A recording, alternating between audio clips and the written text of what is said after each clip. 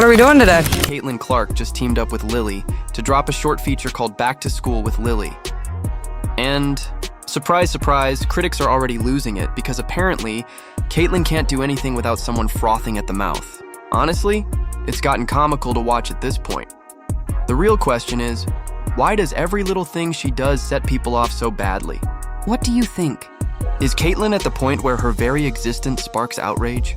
Let's be real, the reaction to this new short film is straight up comedy. It's literally a 2-minute back-to-school promo with Lilly. Fun, lighthearted, and harmless. Sounds fine, right? Wrong.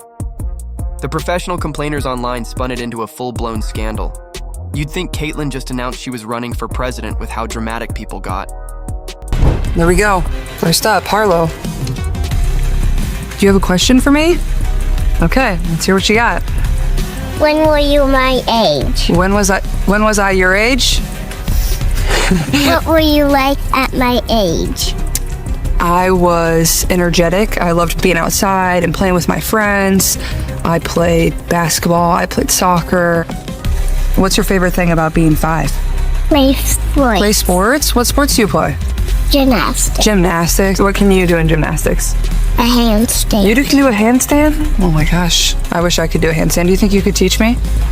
You could teach me, okay. So what's this short film even about? Honestly, it's super simple. Caitlin teams up with Lilly for a back-to-school campaign.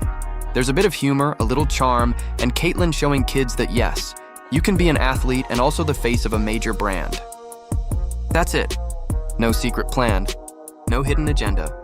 Just Caitlin capitalizing on her popularity, which last time I checked, is exactly what big-name athletes are supposed to do. Here's the funny part, though. The moment her name is on anything, the critics turn into overnight experts in marketing, ethics, and even child psychology. Their favorite line? Why is she doing ads when she hasn't even won a championship yet? Maybe because companies actually like making money. Crazy concept, right?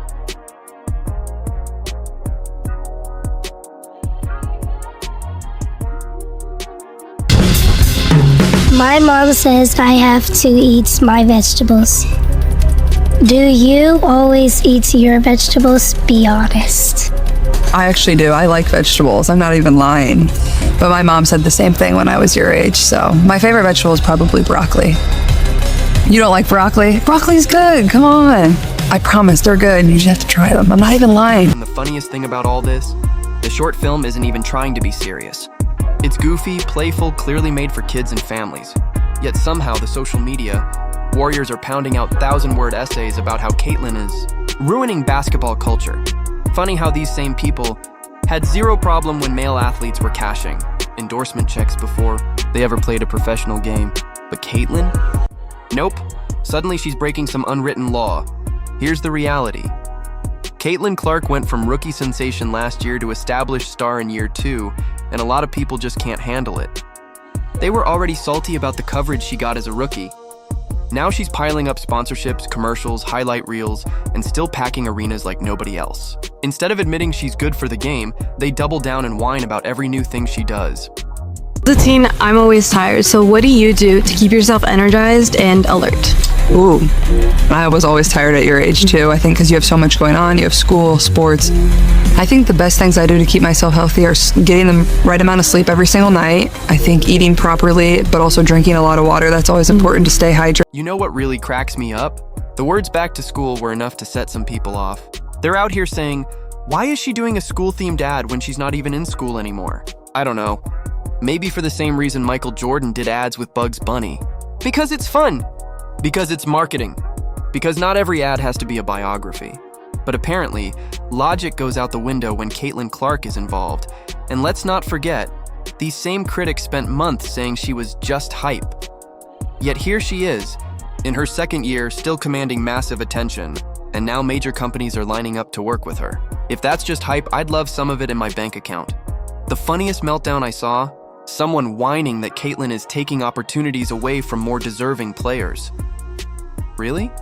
You think a brand like Lilly is going to call up player number 137 on the stat sheet for a national campaign? Sure, let's see how that goes. Here's the truth. Advertising isn't about who deserves it.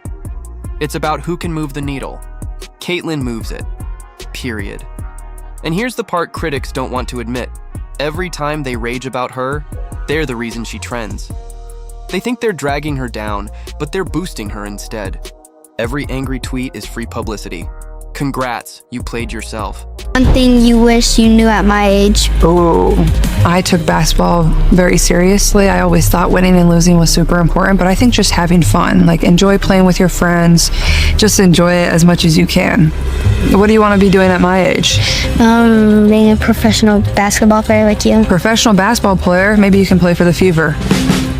So why did this short film in particular set people off? Simple timing.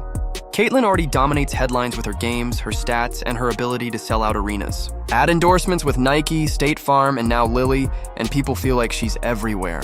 The same voices who once complained women's basketball didn't get enough coverage are now upset it's Caitlyn getting the coverage. The irony writes itself, it's also about control. A lot of folks in the WNBA space are used to deciding who gets the spotlight. Caitlyn flipped that script completely. She came in, doubled ticket sales, boosted TV ratings, and had brands lining up, without asking for permission from the so-called gatekeepers. That's why this short film feels so threatening. It's proof she doesn't need their approval. She's already ahead, but let's not ignore the people who loved it because they exist too. Parents loved seeing a current athlete in a fun, relatable promo. Kids who look up to Caitlyn were genuinely excited. And honestly, that's the whole point. Not everything is aimed at bitter adults on Twitter. Sometimes it's about inspiring the next generation. Of course, outrage trends better than nuance. So the haters screamed louder, acting like a 2-minute clip was part of some global conspiracy.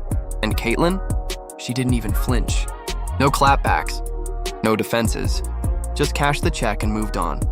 And that's what makes them angrier. Nothing gets under a critic's skin more than being ignored. It's funny how quickly standards get forgotten. LeBron James was on magazine covers before he even played an NBA game. Zion Williamson had endorsements before he touched a pro court. NFL rookies sign deals before they've proven a thing. But Caitlyn?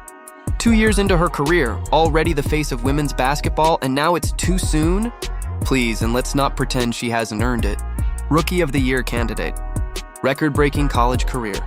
Second season, still producing highlight numbers, leading attendance everywhere she goes. If anyone in the WNBA is marketable right now, it's her. You don't need a business degree to figure out